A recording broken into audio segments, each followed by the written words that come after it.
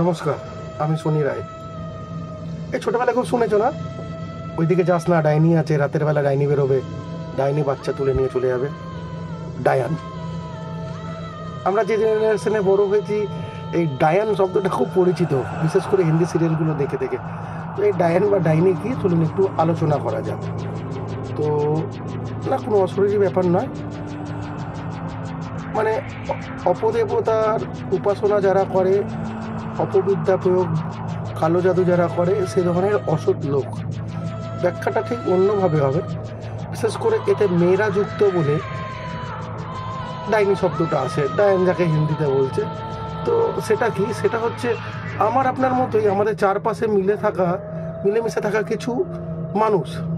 এরা অশরীরই নয়, কিন্তু অশরীর থেকে কোনো অংশে কম ক্ষতি এরা করতে পারে না। যেহেতু এরা তন্ত্র সাধনায় সিদ্ধহস্ত, তাই এরা অশরীরদের কন্ট্রোল করে এবং তাদেরকে মানুষের ক্ষতির কাজে লাগায়। তো মোটামুটি আমার যে টাইটেলের ডাইনি, এই ব্যাপারটা আপনারা দেখে বুঝে গেছে।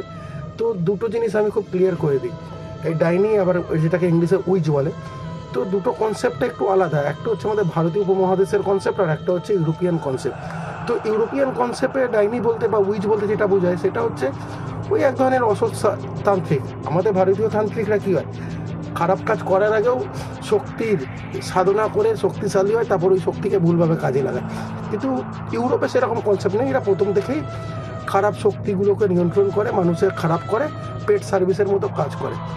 আর ভারতীয় ডাইনি যেগুলো দেখায় একদম রংচং সিনেমায় যেরকম দেখায়, সেরকম নয়। এর অনেক রকম মিথ তৈরি আছে। একটা মিথ বলে, আগেকার দিনে রাজারা ডাইনিকে ব্যবহার করতো অপরপক্ষে রাজা বা শত্রুদের মারার জন্য। কেন, এরা স্লো ক্লিনিংয়ে এক্সপার্ট। তাদেরকে মেয়ে সাজিয়ে বিয়ে দেওয়া হতো ওই রাজাদের সাথে, যাতে তারা তাদেরকে হত্যা করতে পারে, তাদের সাম্রাজ্য ধ্বংস করে দিতে পারে। আমি আরও একবার বলছি, এরা তন্ত্র সাধনায় সিদ্ধহস্ত এবং অশরীরীদের কন্ট্রোল এদের হাতে থাকে, তাই এরা অনেক বাজে রকমের ড্যামেজ করে দিতে পারে। ঠিক আছে, তো ইন্ডিয়ান কনসেপ্টে ডাইনিটা ঠিক এই রকম। এবার যদি সরাসরি যদি একটা আলোচনায় যায়, যে বা এই বিষয়ে যদি পড়াশোনা করলে বা আলোচনা করে জানা গেছে, এটা একটা গ্রুপ বা দল। জরুরি নয় যে সে একা শিখবে, তার একটা দল আছে, রাতের বেলায় এরা বেরোয়, এদের একটা নির্দিষ্ট টেরিটরি থাকে। এবং কিছু জায়গায় এটা বংশ পরম্পরাতেও চলে। বিশেষ করে আমাদের উত্তর ভারতে অনেক দেখা যায়, উড়িষ্যা বা ঝাড়খণ্ডেও এই ধরনের ব্যাপারটার অনেক কিছু শোনা যায়।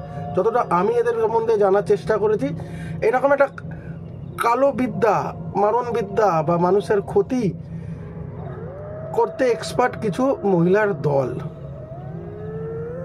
যারা পুরোপুরি কিন্তু তন্ত্রবিদ্যায় সিদ্ধহস্ত এবং নিজের পরের জেনারেশনকেও তন্ত্র শেখায়। আরেকটা মিথ বলে, প্রচুর কঠিন পরীক্ষার মাধ্যমে তাদেরকে ডাইনি হতে হয়।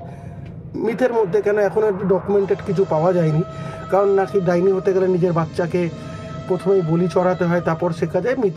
কিন্তু যে পরিচয়গুলো একদম খুব সামনেভাবে সকালে মানে কাজ করতে গিয়ে খুঁজে পাওয়া গেছে, সেটা হচ্ছে যে স্লো কিলিংয়ের এরা হচ্ছে মাস্টার। মানে একদিনে না মেরে আস্তে আস্তে পচিয়ে গলিয়ে শেষ করে। তো এদের সব টার্গেট কী থাকে, নতুন বিয়ে হওয়া সুন্দরী বউ, সদ্য জন্মানো বাচ্চা বা যৌবনে পা রাখা সুপুরুষ, এদের প্রাইমারি টার্গেট থাকে। তো আপনি এখানে ডাইনিটাকে সেইভাবেই ধরুন, একটা ইভিল তান্ত্রিক হিসাবে, যাদের হাতে ইভিল ক্ষমতা সম্পন্ন থাকে। তো আমি বারবার বলছি, ভয়ের কিছু নেই। আলোর পরই অন্ধকার হয়, অপশক্তির বিনাশ হয় ঈশ্বরীয় শক্তির কাছে। ঈশ্বর যেখানে, সেখানে আর কোনো চিন্তাই নেই। ডাইনি কনসেপ্টে একটু আলোচনা করার ছিলাম, তাই করলাম। নমস্কার, ভালো থাকবেন।